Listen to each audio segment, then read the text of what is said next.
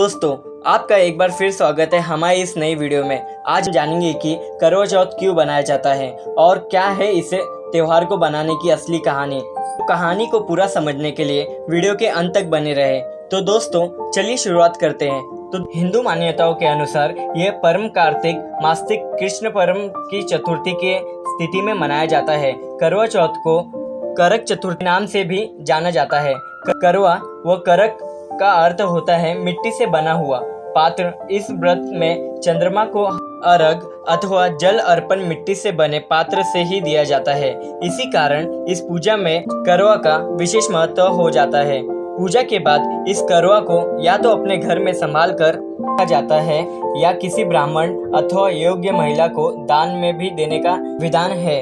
दोस्तों, करवा चौथ का व्रत पंजाब, उत्तर प्रदेश, राजस्थान और मध्य प्रदेश में विशेष रूप से बड़े ही धूमधाम के साथ मनाया जाता है। परंतु इस वैश्विकरण युग में एक दूसरे को देखकर अन्य प्रांत के लोग भी इस व्रत को धूमधाम से मनाने लगे हैं। दोस्तों, तो चलिए जानते हैं आखिर क्यों मनाया जाता है करवा चौथ का व्रत। दोस्तों, करवा चौथ का व्रत केवल सुहागिन स्त्री ही रखती है। सुहागिन स्त्रियां अपने पति देव की दीर्घ आयु अथवा लंबी आयु और उनके जीवन में सुख, समृद्धि और अखंड सौभाग्य की कामना के लिए करवा चौथ का व्रत रखती हैं।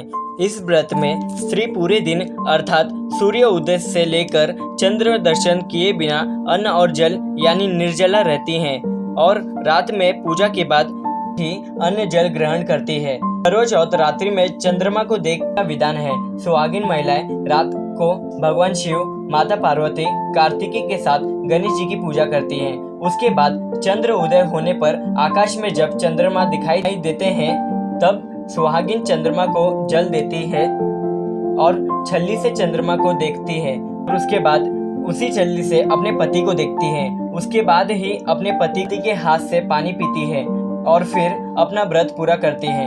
इसके बाद अपने पसंद का बनाया हुआ भोजन ग्रहण करती है। तो दोस्तों, चलिए अब हम आपको बताते हैं करवा चौथ से जुड़ी पौराणिक कहानियों के बारे में। दोस्तों, एक किंवदंती के अनुसार जब सत्यवान की आत्मा को लेने के लिए यमराज आए तो पतिव्रता सावित्री ने उनसे अपने पति की सत्यवान की प्राणों की भीख मांगी और अपने सुहाग को न ले जाने के लिए बहुत निवेदन किया। यमराज के ना मानने पर पतिव्रता सावित्री ने अन्न जल का त्याग कर दिया और अपने पति के शरीर के पास विलाप करने लगी। पतिव्रता स्त्री के विलाप से यमराज विचलित हो उठे। उन्होंने सावित्री से कहा कि अपने पति सत्यवान के अतिरिक्त कोई भी और वर हो वो उसे मांग ले। परंतु सावित्री ने यमराज से कहा, आप मुझे कई संतानों की मां बनने का वरदान दे, जिसे यमराज ने हाँ कह दिया। पतिव्रता स्त्री होने के नाते सत्यवान के अतिरिक्त किसी अन्य पुरुष के बारे में सोचना भी सावित्री के लिए संभव नहीं था। अंत में अपने वचन में बनने के कारण एक पतिव्रता स्त्री के सुहाग को यमराज लेकर नहीं जा सके और सत्यवान के जीवन को सावित्री को सौंप दिया और तभी से पत्नियां अन्न जल का त्याग करके अपने पति की लंबी आयु के लिए करवा चौथ का व्रत मनाती है। इससे जुड़ी और एक कथा है। द्रौपदी द्वारा करवा चौथ का व्रत रखने की कहानी भी बहुत प्रचलित है। कहते हैं, जब अर्जुन नीलगिरी की पहाड़ी में घोर तपस्या के लिए गए हुए थे तो बाकी चारों पांडवों के पीछे से अनेक गंभीर समस्या का सामना करना पड़ा।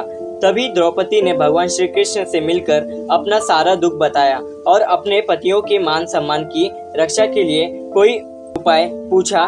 भगवान श्री कृष्ण ने द्रौपदी को करवा चौथ का व्रत रखने की सलाह दी थी, जिसे करने से अर्जुन भी सकुशल लौट आए और बाकी पांडवों के सम्मान की रक्षा हो सकी। तो दोस्तों, ये थी करवा चौथ से जुड़ी कहानी। अगर इनमें से आपको कोई भी बात पहले से पता थी तो हमें कमेंट कर जरूर बताएं और हमारे चैनल को सब्सक्राइब कर इस वीडियो को अपने घर, दोस्त, रिश्तेदारों को जरूर शेयर करें। धन्यवाद।